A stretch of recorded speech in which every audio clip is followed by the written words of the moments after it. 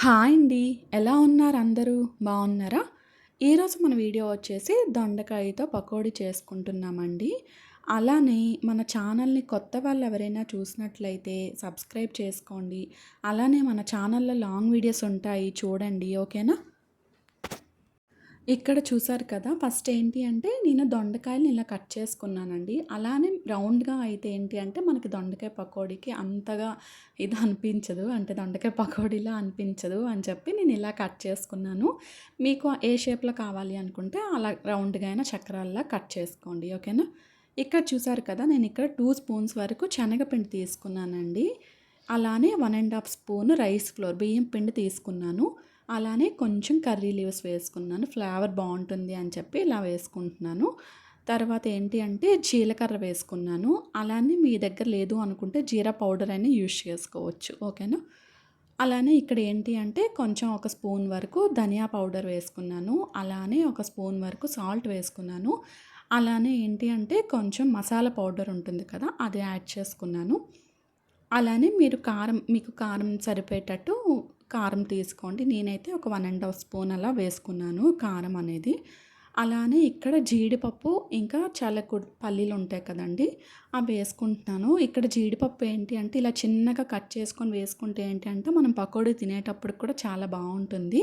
చూసారు కదా! ఇవన్నీ ఏంటి అంటే ఆ దొండకాయ పీసెస్‌కి పట్టేటట్టు చక్కగా ఫస్ట్ మిక్స్ చేసుకోవాలి మనం. ఇంకా అలా చక్కగా అంతా మిక్స్ చేసుకున్నాక కొంచెం వాటర్ అనేది స్ప్రింకిల్ చేసుకొని అంటే కొంచెం కొంచెం చల్లుకుంటూ మనం కలుపుకోవాలి. ఒక్కసారే వాటర్ వేసుకుంటే ఏంటి అంటే మనకి అక్కడ జ్యూస్‌లా అయిపోతుంది. కాబట్టి కొంచెం స్ప్రింకిల్ చేసుకొని అలా యాడ్ చేసుకోండి. ఈ అంటే మిక్స్ చేసుకోండి. ఓకేనా? చూసారు కదా! నేనైతే కొంచెం కొంచెం వేసుకొని ఇక్కడ మిక్స్ చేసుకుంటున్నాను. ఇంకా ఏంటి అంటే మీరు ఎక్కువ క్వాంటిటీ అలా తీసుకుంటే ఏంటి అంటే దీనికి డబల్‌గా వేసుకోండి. ఓకేనా? అంటే శనగపిండి, బియ్యపిండి ఇవి. నేనైతే తక్కువే చేసుకుంటున్నానని చెప్పి ఇలా తీసుకుంటున్నాను. ఇక్కడ చూసారు కదా! ఇక్కడైతే ఈ విధంగా నేను మిక్స్ చేసుకొని ఇంకా వీలుంటే ఒక 10 మినిట్స్ అలా సైడ్‌కి పెట్టుకోండి. ఆ పీసెస్ చక్కగా పడుతుంది ఈ ఫ్లోర్ అంతా. చూసారు కదా! లాస్ట్‌లో కొంచెం అంటే కొంచెం జింజర్ గార్లిక్ పేస్ట్, అల్లం వెల్లుల్లి పేస్ట్ అనేది యాడ్ చేసుకున్నాను. కొంచెం మనకేంటి అంటే టేస్ట్ కూడా బావుంటుంది అని చెప్పి. లేదు అనుకుంటే మీరు స్కిప్ చేయండి. ఓకేనా?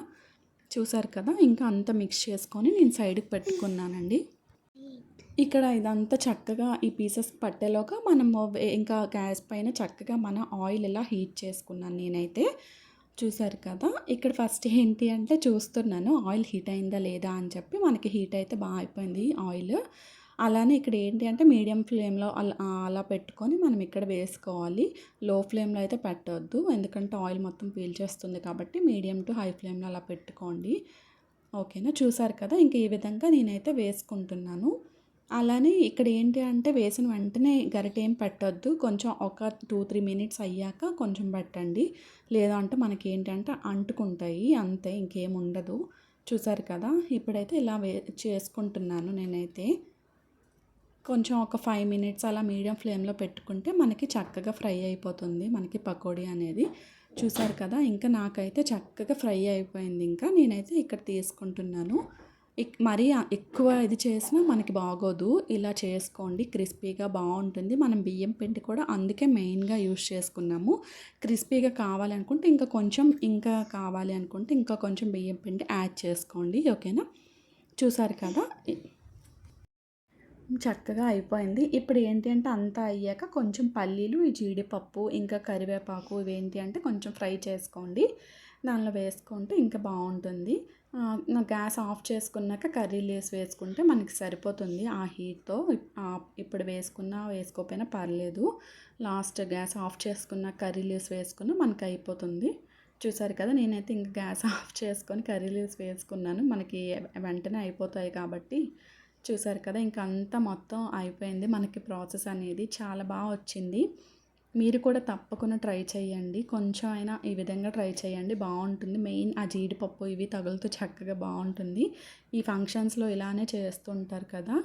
చాలా అంటే చాలా వచ్చింది. ఇంకా మనం ఫ్రై చేసి పెట్టుకున్నాం కదా! జీడిపప్పు, పల్లీలు, కర్రీ లీవ్స్ ఇవన్నీ ఏంటి అంటే ఇంక ఈ పైన చల్లుకోవాలి అంతేనండి. అయిపోయింది మనకి. చూసారు కదా! ఇంకా కొంచెం క్రిస్పీగా కావాలి అనుకుంటే మాత్రం బియ్యపు పిండి ఇంకొక స్పూన్ అలా ఎక్స్ట్రా వేసుకోండి. ఓకేనా? చూసారు కదా! మనకైతే రెడీ అయిపోయింది. అలానే నా వీడియోస్ చూస్తున్న వాళ్ళందరికీ థ్యాంక్ యూ సో మచ్ అండి. ఇలానే సపోర్ట్ చేస్తూ ఉండండి. వీలుంటే మీరు కూడా తప్పకుండా ఇంట్లో ఇలా ట్రై చేయండి. స్నాక్స్‌కి ఇలా పిల్లలకి చాలా బావుంటుంది ఈవినింగ్ టైం అలా. బాయ్ అండి.